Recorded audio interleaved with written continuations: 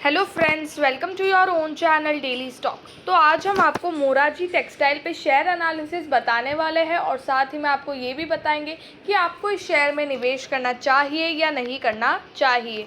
आगे बढ़ने से पहले अगर आपने हमारे चैनल को सब्सक्राइब नहीं किया हो तो आप हमारे चैनल को सब्सक्राइब ज़रूर कर दीजिएगा एंड साथ ही में हिट द बेल आइकन।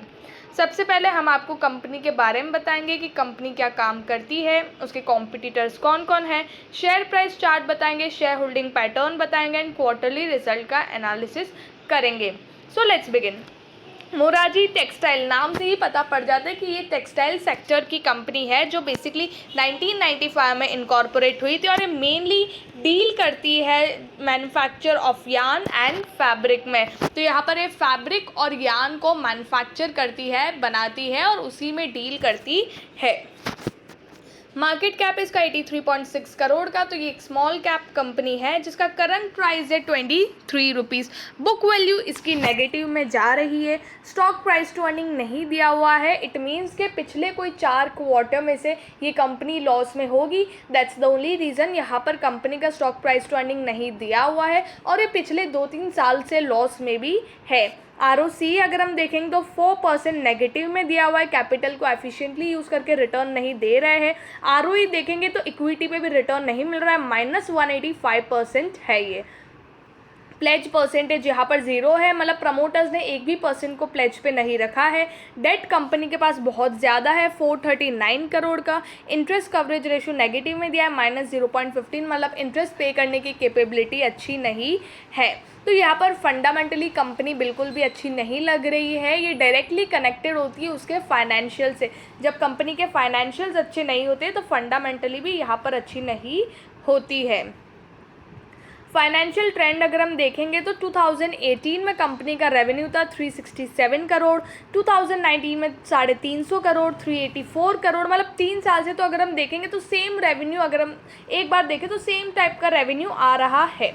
लेकिन 2021 में कंपनी का रेवेन्यू हो गया डायरेक्ट आधा, डायरेक्ट 195 करोड़ पे आ गई है। जब कंपनी 350 करोड़ भी कर रही थी तब भी कंपनी 24 करोड़ के लॉस में थी, 24 करोड़ 56 लाख। 2020 में 26 करोड़ 45 लाख के लॉस में थी और 2021 में जब कंपनी का रेवेन्यू इतना ज़्यादा गिर गया तब कंपनी का प्रॉफिट जो लॉस है वो आ गया 61 करोड़ 67 लाख पे।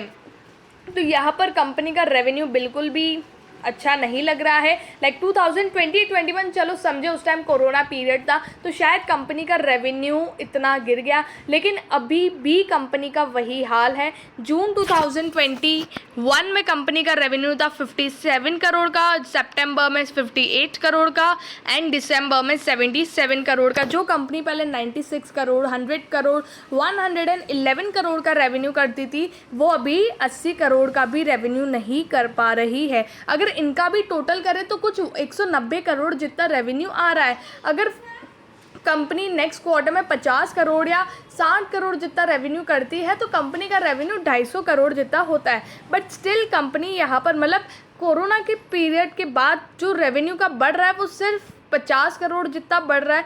तो ये खुद में एक नेगेटिव बात होती है। और साथ ही में कंपनी का जो लॉस है वो था जून में 19 करोड़, सितंबर में 25 करोड़ एंड दिसंबर में 20 करोड़।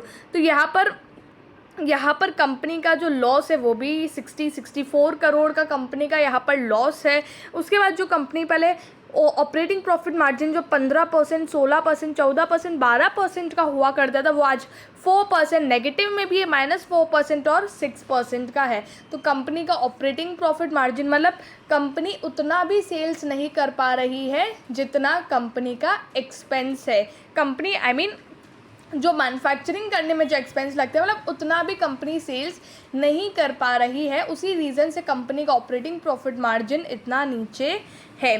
तो ये भी एक नेगेटिव बात है कंपनी के लिए। रेवेन्यू इतना इंक्रीज़ नहीं हुआ है, अभी भी नीचे ही है, अभी भी कंपनी लॉस में भी है और ज़्यादा हो रहा है कंपनी को लॉस। अभी तक तो एक क्वार्टर का रेवेन्यू और प्रॉफिट या लॉस जो भी हो 50 से 70% तो ऐसे ही लग रहा है कि लॉस ही आएगा।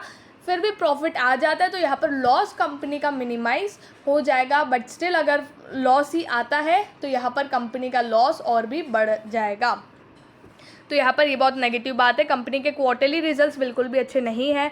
प्रमोटर्स 59.71 से 59.71, डोमेस्टिक इन्वेस्टर्स 4.72 से 4.29 उन्होंने अपना स्टेक खाली करना स्टार्ट कर दिया है। पब्लिक 31.41 से 31.84 पब्लिक का स्टेक बढ़ने लग गया, क्योंकि बाकी इन्वेस्टर्स जब निकलते हैं तो पब्लिक का स्टेक यहाँ पर बढ़ता रहता है। अभी तो कम है, सिर्फ 30% जितना है, और अदर्स यहाँ पर म्यूचुअल फंड्स वो लोग भी है, तो यहाँ पर उनका स्टेक अभी फिक्स है। 4.16% उन्होंने डाला हुआ है इस कंपनी में। तो एक बार शेयर होल्डिंग पैटर्न देखें तो अच्छी लग रही है, क्योंकि बहुत सारे इन्वेस्टर्स इसमें इंक्लूड है, लेकिन कब वो अपना स्टेक खाली करने लग जाए वो नहीं पता।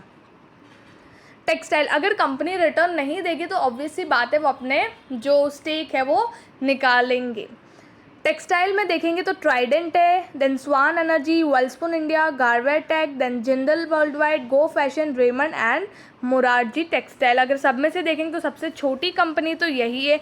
बाकी ऑलमोस्ट सारी कंपनीज़ के क्वार्टरली वाइज प्रॉफिटेबिलिटी बढ़ रही है, सेल्स भी बढ़ रहा है, लेकिन ये कंपनी का जो प्रॉफिट है जो लॉस है वो डिक्रीज़, मतलब वो ही है कि लॉस कंपनी का बढ़ रहा है। तो यहाँ पर मोरारजी टेक्सटाइल को कंपेयर करने का कोई मतलब ही नहीं है, क्योंकि बाकी सारी कंपनी इससे तो अच्छा ही परफॉर्म कर रही है।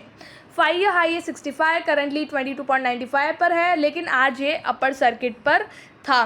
तो जैसे कि ये जो छोटी कंपनीज होती है उसमें easily upper circuit lower circuit पे आने लग जाता है, लेकिन कब लोअर सर्किट में कन्वर्ट हो जाता है और फिर आप निकाल नहीं पाते, वो बहुत ही तब नहीं अच्छा लगता है। तो उसी रीज़न से अगर आपको, वैसे तो फंडामेंटली बिल्कुल अच्छी नहीं, अगर फंडामेंटली अच्छी होती तो आप इस शेयर में निवेश करते, उसके बाद लोअर सर्किट मारता है तो दिक्कत वाली बात नहीं कि हाँ आज नहीं तो कल ऊपर आएगी, लेकिन इसमें वैसा नहीं है, क्योंकि फंडामेंटल्स बिल्कुल भी अच्छे नहीं है। तो मेरी तरफ से तो यही है कि आप इस शेयर में निवेश नहीं करिएगा। आई होप आपको मोरारजी टेक्सटाइल के बारे में सब कुछ समझ में आ गया होगा। अगर आपको वीडियो अच्छा लगा हो तो please like, share and subscribe our channel. Thank you.